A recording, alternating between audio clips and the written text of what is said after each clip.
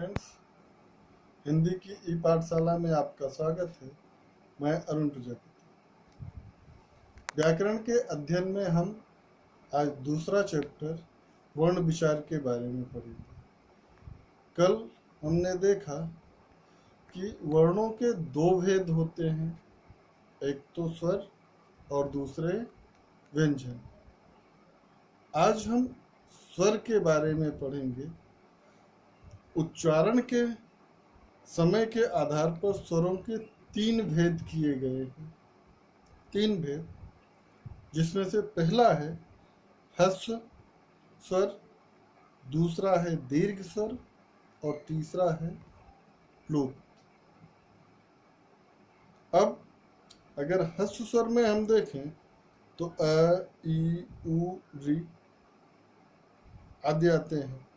दीर्घ स्वर में आ, ई, उ, ए, ऐ, ओ, औ। और प्लुत में प्लुत एस जैसा उच्चारण आता है। अब अगर ह्रस्व स्वर की हम बात करें तो जिन स्वरों के उच्चारण में बहुत कम यानी कि एक मात्रा का ही समय लगता है उसे हम ह्रस्व स्वर कहते हैं। ये संख्या में 4 है, अ, ई, उ तथा ऋ। दूसरा आता है दीर्घ स्वर। दीर्घ स्वर यानी कि जिन स्वरों के उच्चारण में ह्रस्व स्वर से दुगना यानी कि 2 मात्राओं का समय लगता है वे दीर्घ स्वर कहलाते हैं। ये संख्या में 7 है, जिनमें आ, ई, उ, ए, ऐ, ओ तथा औ आता है। जबकि प्लुत स्वर में जिन स्वरों के उच्चारण में दीर्घ स्वरों से अधिक समय लगता है वह प्लुत स्वर कहलाते हैं। इसको दिखाने के लिए एस के आकार में चिन्ह लगाया जाता है, जैसे ओम, हे राम, सुनो आदि शब्दों के उच्चारण में इनका उपयोग किया जाता है। अब स्वरों की मात्राओं की बात अगर हम करें तो स्वरों का प्रयोग जब व्यंजनों के साथ किया जाता है तब उनका स्वरूप बदल जाता है। अकेले में हो तो सेम रहते हैं, लेकिन व्यंजनों के साथ उसका उपयोग किया जाता है तो वो बदल जाते हैं। उनके मूल स्वरूप के स्थान पर कुछ चिन्हों का प्रयोग किया जाता है। ये चिन्ह ही मात्रा कहलाते हैं।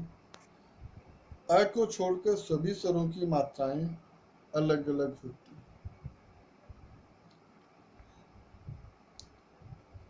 जैसे छोटा आ के लिए कोई वो नहीं है, जबकि बड़ा आ के लिए खड़ी पाई का उपयोग, छोटी ई के लिए खड़ी पाई फिर ऊपर से एक चिन्ह लगा दिया जाता है। बड़ी ई के लिए खड़ी पाई फिर पीछे से उसके ऊपर चिन्ह लगाया जाता है। छोटा ऊ नीचे की तरफ, बड़ा ऊ दूसरी तरफ। री के लिए नीचे हलंत का चिन्ह लगाया जाता है। ए के लिए बड़ी पाई खींच के ऊपर से बड़ी मात्रा। ऐ के लिए 2 मात्राओं का प्रयोग किया जाता है। जबकि ओ के लिए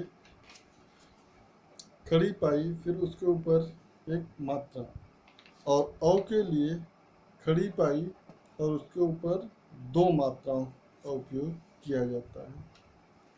जबकि अयोगवाह में अंग और अह आते हैं। अंग के प्रयोग के लिए व्यंजनों के ऊपर एक बिंदी रख दी जाती है, जबकि अह के प्रयोग के लिए व्यंजनों के बगल में 2 बिंदियां रखी जाती हैं। तो इस तरह से अगर हम देखें तो यहाँ पे उनके मूल स्वरूप में परिवर्तन हो जाता है और दूसरे जो है वो चिन्हों का उपयोग किया जाता है।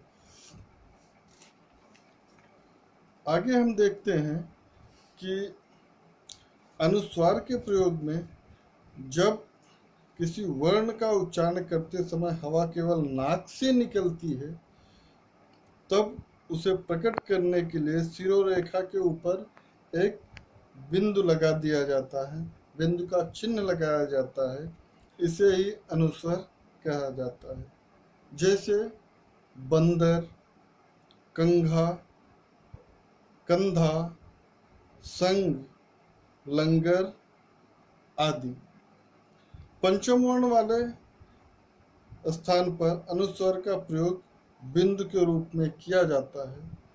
शब्द के अनुस्वार के बाद जो व्यंजन लगा हो उसी वर्ग के पंचम वर्ण के अनुसार उसके रूप में बोला जाता है। जबकि अनुनासिक का प्रयोग हम जब किसी वर्ण का उच्चारण करते समय हवा नाक और मुंह दोनों से निकलती है, तब उस वर्ण के ऊपर चांद बिंदी लगाया जाता है।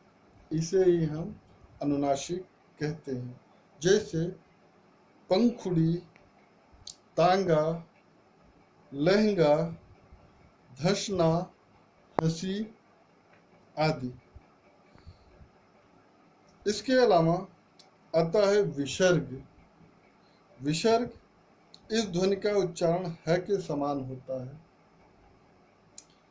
यह स्वर नहीं है, अ के साथ जोड़कर अह की तरह लिखा जाता है, यानी कि अ के बगल में दो बिंदुएं साइड में रख दी जाती हैं। इसका प्रयोग प्रायः शब्द के अंत में किया जाता है। जैसे प्रातः, अतः, स्वतः आदि।